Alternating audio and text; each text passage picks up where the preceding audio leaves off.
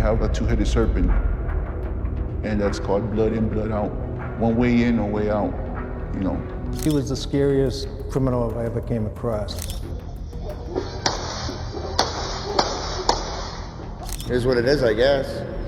You usually get what you get coming to you, you know? You know that old saying, crime doesn't pay? Well, for these guys, it really didn't. We're going to look at the stories of 4 notorious gang members who thought they were untouchable, but ended up meeting their fate behind the prison bars that were meant to keep them away from the general population. And these aren't just any criminals. We're talking about some of the most feared gangsters of their time.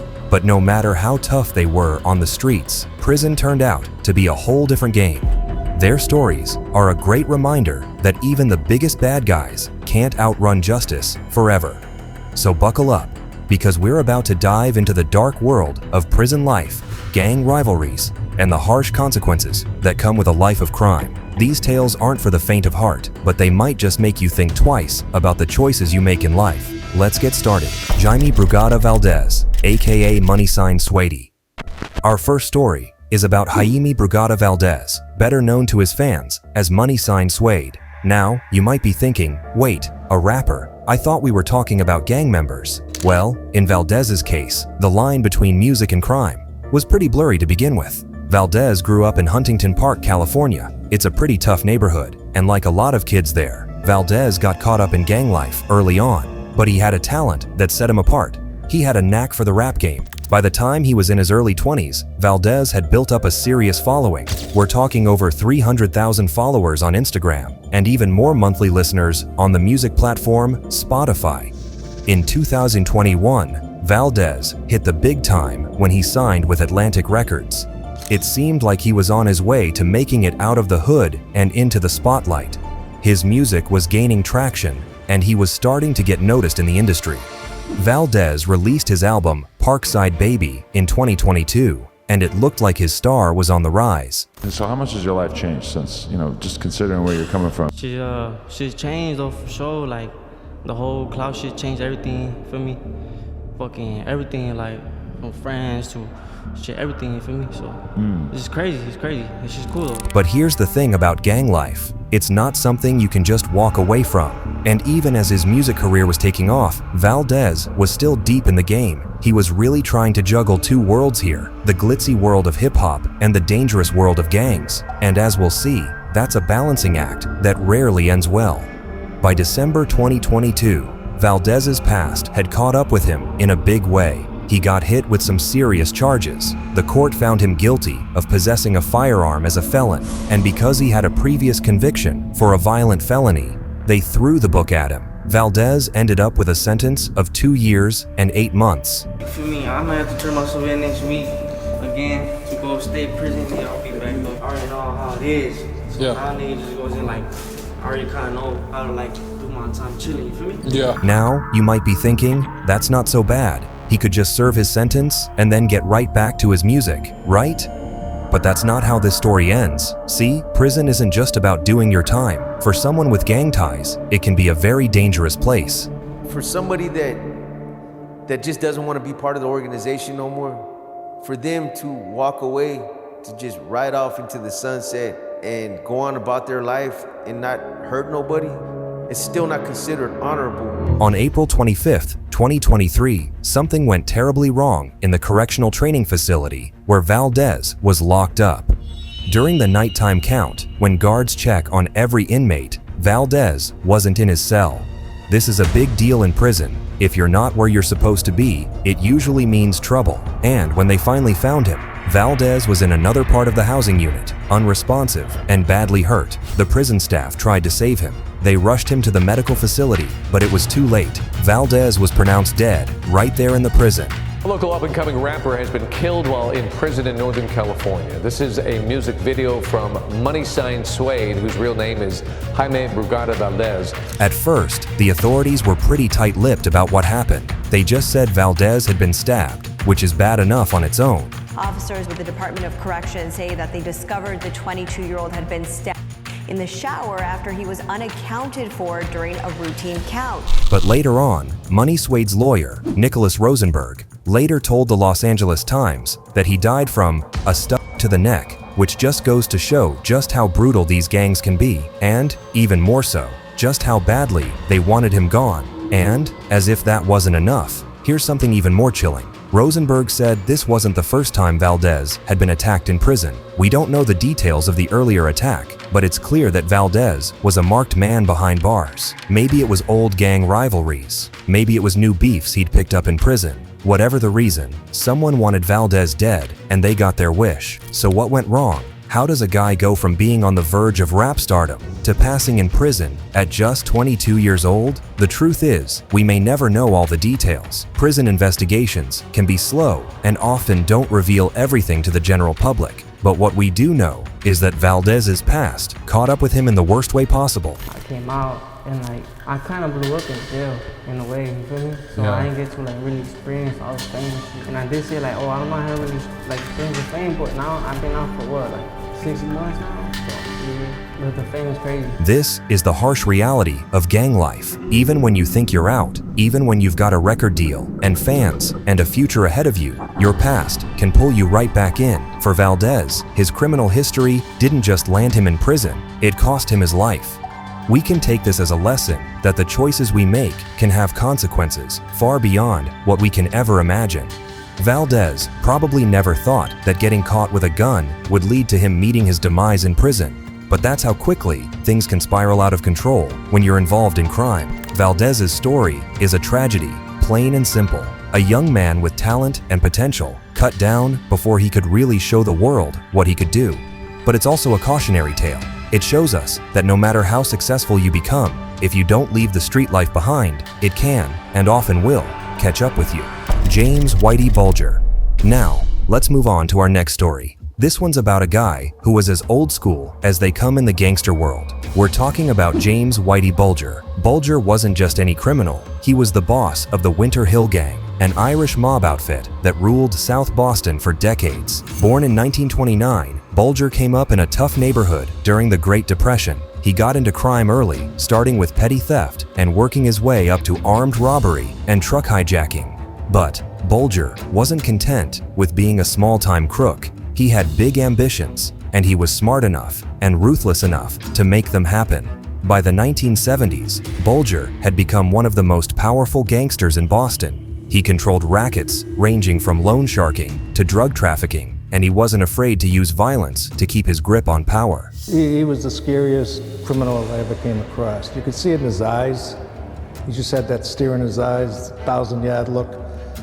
He was just ruthless. He was just ruthless. What made Bulger really stand out, though, was his relationship with the FBI. See, Bulger wasn't just a gangster. He was also an FBI informant. He did what he had to do to survive. For years, he fed the feds information about his rivals, particularly the Italian mafia. In return, his FBI handler, John Connolly, tipped him off about investigations and essentially gave him a free pass to run his criminal empire. They just knew they had the bases covered. And in the end, they thought they'd always hold that ace, that they were informants for the FBI. This went on for years, with Bulger becoming more and more powerful. He was involved in all sorts of crimes, including at least 11 murders. But because of his deal with the FBI, he seemed untouchable. He walked around South Boston like he owned the place, which, in a way, he did. Some South Boston locals even gushed over him. All I can say, when he was here, everything was going all right. But here's the thing about playing both sides. Eventually, it catches up with you. In 1994, Bulger got word that he was about to be indicted. So he did what any self-respecting gangster would do. He went on the run. For 16 years, Bulger was one of America's most wanted fugitives. He was right up there with Osama bin Laden on the FBI's most wanted list. Think about that for a second. This guy was considered as dangerous as the world's most notorious terrorist. Him evading justice was just one side of the story. However, and sadly, his daring escape resulted in countless unnecessary deaths. But those families, they still have to live with it. They don't have their loved one around anymore. While he was on the run, Bulger's legend only grew. There were sightings reported all over the world. Some people thought he was in Europe. Others swore they'd seen him in South America. All the while, the FBI was chasing leads and coming up empty-handed. But in 2011, the law finally caught up with him. Bulger, then 81 years old, was arrested in Santa Monica, California, where he'd been living under an assumed name. He'd been hiding in plain sight all along, living in a nice apartment with his longtime girlfriend. James Whitey Bulger will begin the sentencing phase tomorrow in federal court. The former leader of Boston's notorious Winter Hill Gang will soon learn whether he'll spend the rest of his life locked up after being convicted of racketeering and murder charges. James Whitey Bulger ended up being convicted of all sorts of crimes, including racketeering, money laundering, extortion, and involvement in 11 murders, to name a few. The judge threw the book at him, sentencing him to 2 life terms plus 5 years, and it seemed like justice had finally been served. You'd think that would be the end of the story, right? Bulger goes to prison, lives out his days behind bars, end of story. But that's not how it went down. In October 2018, Bulger was transferred to the United States Penitentiary Hazleton in West Virginia. Now, Hazleton has a nickname, Misery Mountain. It's known as one of the toughest, most violent prisons in the federal system, and for an 89-year-old man with a history of ratting out other criminals, you'd think that it was just about the worst place Bulger could have ended up. And, as it turns out, you'd be spot on, because less than 12 hours after arriving at Hazleton, Bulger was dead. The criminal turned FBI informant who was captured after 16 years on the run was found dead this morning in a federal prison in West Virginia. And wait until you hear all the gritty details. He was found in his cell, beaten to death. The killers had used a sock filled with locks to bash in his head, and they'd tried to gouge out his eyes and cut out his tongue. It was a brutal end for a man who had spent his life dealing in brutality. The very system that Bulger had manipulated for decades, playing the FBI against his criminal rivals, had ultimately failed to protect him. In the end, his past caught up with him in the most violent way possible. Bulger's story is a perfect example of how a life of crime eventually comes full circle. He might have thought he was untouchable, but in the end, he died alone in a prison cell, murdered by the very kind of men he'd spent his life controlling and betraying. People around here would like to sit in jail a little longer and not die. It's a harsh lesson, but an important one. No matter how smart you think you are, no matter how many connections you have, or how much power you wield, a life of crime will always catch up with you. Bulger spent 16 years on the run, but he couldn't run forever. And when his past finally caught up with him, it cost him his life. I'm surprised it took that long, to be honest with you. And why do you say that? You just ratted out a lot of people. I'm surprised it wasn't early, that's all. These stories, Valdez's and Bulger's, show us 2 very different paths in the criminal world. One was a young man just starting out, trying to balance his music career with his gang ties. The other was an old-school gangster who'd been in the game for decades, but both met the same fate: violent deaths in prison. It just goes to show that in the world of crime, there are no happy endings. Whether you're an up-and-coming rapper or a legendary mob boss, the life of crime always ends the same way, in tragedy. Michael Torres. Our next guy on this list is Michael Torres, known on the streets as The Fly. Now, Torres wasn't your average gangster. He was a member of the Mexican Mafia, one of the most powerful and feared prison gangs in the United States. The members of the Mexican Mafia were somebody that we had all heard of throughout our time. You know, as juveniles, as kids, we looked up to these guys. But Torres didn't just run with the gang, he was one of its top dogs. Torres got his start with the San Fer gang in the San Fernando Valley. He was a smart guy, but he used his brains for all the wrong things. In 1994, while he was doing time in Pelican Bay State Prison, Torres got made into the Mexican Mafia. This wasn't just joining a gang, it was like being inducted into criminal royalty. They have a 2-headed serpent, and that's called blood in, blood out. One way in, no way out. You know, you have to commit an act to get in, and if you want out, you're gonna be murdered. After serving 16 years for manslaughter, Torres got out in the early 2000s. But instead of going straight, he doubled down on his criminal career. He became what law enforcement called the sanctioned tax collector for the Mexican Mafia in the San Fernando Valley. Basically, every criminal in the valley had to pay Torres a cut of their profits. If they didn't, well, let's just say things wouldn't end well for them. More breaking news. Sky 9 is over a home in San Fernando where officers are responding to calls of a possible shooting. This is new surveillance video that shows the moment a gunman opened fire on a home, wounding 5 people. Torres ruled over his territory with an iron fist, and he wasn't afraid to get his hands dirty either. In 2003, he personally gunned down a guy named David Diablo Mendoza. Why? Because Mendoza had been claiming to be a Mexican mafia member without permission. In Torres's world, that was a capital offense. But Torres's reign couldn't last forever. He got busted and ended up back in prison, this time with a life sentence. You'd think that would be the end of his criminal career, right?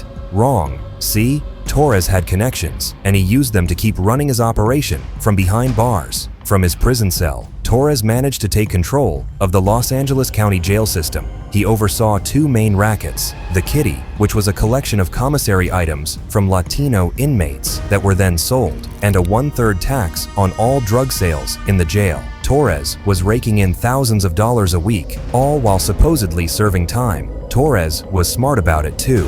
He used contraband cell phones to keep in touch with his underlings, demanding detailed accountings of all the money being made. He even expanded his operation, taxing gangs and drug dealers in the San Fernando and Antelope Valleys, and investing the profits in legitimate businesses and real estate. But here's the thing about being on top in the criminal world. There's always someone gunning for your position. On July 6, 2023, Torres's luck finally ran out. The California State Prison is investigating the stabbing death of an inmate. Torres had been serving a 133-year sentence for a list of crimes, including attempted murder, and was a third-strike offender. He was attacked by 2 other inmates at California State Prison, Sacramento. The attackers, Ray Martinez and Juan Angel Martinez, stabbed Torres to death. Now, you might be thinking, well, that's just how it goes in prison, right? But here's the kicker. Ray Martinez was also a Mexican mafia member. This wasn't just a random prison fight. This was one gang member taking out another, possibly to move up in the ranks. When it comes down to it, you become a liability. Why? Because you know too much. So what they'll do to cover their asses, they'll eliminate you. If you go back into history, 99% of the victims of the Mexican mafia have been their own members. Torres's death shows us that even at the highest levels of organized crime, you're never safe. The very organization that gave Torres his power ultimately couldn't protect him. In fact, it might have been the reason he was killed. Here's the thing. In the criminal world, there's no such thing as true loyalty or friendship. Today's ally can be tomorrow's executioner. Torres spent his whole life building up his criminal empire, only to die alone in a prison cell, betrayed by one of his own. Clavo da Silva. Now, let's move on to our final story. This one's about a guy named Clavo da Silva, but you might know him better as the guy who tried to escape prison dressed as his daughter. Yeah, you heard that right. In tonight's Fact or Fiction, we're looking into an incredible story. It claims that a gang leader in Brazil tried to escape prison by posing as his own daughter. And it's true. This video shows a guard slowly unmasking Clavo da Silva. Da Silva was a Brazilian drug dealer, and not a small-time one either. He was serving a 73-year sentence for drug trafficking. That's a lifetime behind bars, and Da Silva wasn't having it. On August 3rd, 2019, Da Silva came up with what he probably thought was a brilliant plan. His 19-year-old daughter came to visit him at the Bangu 3 jail in Rio de Janeiro. When it was time for her to leave, Da Silva thought he'd leave with her, dressed up as her. Now, this wasn't just throwing on a wig and hoping for the best. Da Silva went all out. He put on a silicone mask, a long dark-haired wig, glasses, a bra, and a t-shirt with donuts printed on it. He really thought he was gonna fool everyone. But here's the thing about prison guards. They're pretty good at spotting when something's not right. Maybe it was the way he walked, or maybe the mask wasn't as convincing as Da Silva thought. Whatever it was, the guards caught on pretty quick. They stopped Da Silva as he was trying to walk out the main door of the prison. Can you imagine? There he is, all dolled up, thinking he's about to taste freedom, and then he gets busted. The guards made Da Silva strip off his disguise piece by piece, and they filmed the whole thing. The video went viral. People couldn't believe the lengths this guy had gone to try and escape. Now, you might be thinking, this is kind of funny. And yeah, on the surface, it is pretty absurd. But what happened next is no laughing matter. 3 days after his failed escape attempt, on August 6th, Da Silva was found dead in his cell. The prison authorities said it looked like he had hanged himself. Think about that for a second. This guy went from planning this elaborate escape, probably feeling pretty clever about it, to taking his own life just a few days later. That's how quickly things can turn in prison. We don't know exactly what was going through Da Silva's mind in those last days. Maybe he was desperate, knowing he still had decades left to serve. Maybe he was afraid of what might happen to him now that his escape attempt had failed. Or maybe the shame and humiliation of being caught like that was just too much to bear. Whatever the reason, Da Silva's story is a tragic one. It shows us the desperation that can drive people to do crazy things when they're facing a lifetime behind bars. But it also shows us that no matter how clever you think your plan is, the house always wins in the end. Da Silva thought he had outsmarted the system. He probably spent weeks or even months planning his escape, getting the disguise together, coordinating with his daughter. But in the end, all it took was a few observant guards to bring the whole thing crashing down. And that's the thing about a life of crime. You might have some wins, you might even think you're on top of the world for a while, but sooner or later, it all comes crashing down. For Da Silva, that crash came in the most final way possible. These 4 stories, Valdez, Bulger, Torres, and Da Silva, they're all different in their details, but they all share one thing in common. They show us that a life of crime is a dead end. Valdez was just starting out, trying to make it in the music world while still keeping one foot in the gang life. Bulger was an old-school gangster who thought he had the system all figured out. Torres was a prison gang leader who ran his empire from behind bars. And Da Silva was a desperate man trying anything to escape his fate. But they all ended up the same way, dead in prison, their lives cut short by the very world they thought they could control. So what can we learn from all this? Well, for one, that crime really doesn't pay. Sure, you might get some quick money or power, but it never lasts. Sooner or later, your past catches up with you. These stories might seem far removed from most of our lives, but they serve as a powerful reminder of where the wrong choices can lead. Every one of these men probably had moments in their lives where they could have chosen a different path, but they didn't, and they paid the ultimate price for it. So next time you're faced with a tough choice, remember these stories. Remember that the easy money or the quick power that crime promises is never worth it in the end, because in the game of crime, the house always wins. And the price of losing is higher than anyone should have to pay. If you've enjoyed this video, feel free to give it a thumbs up and don't forget to subscribe if you haven't already. Until next time, stay safe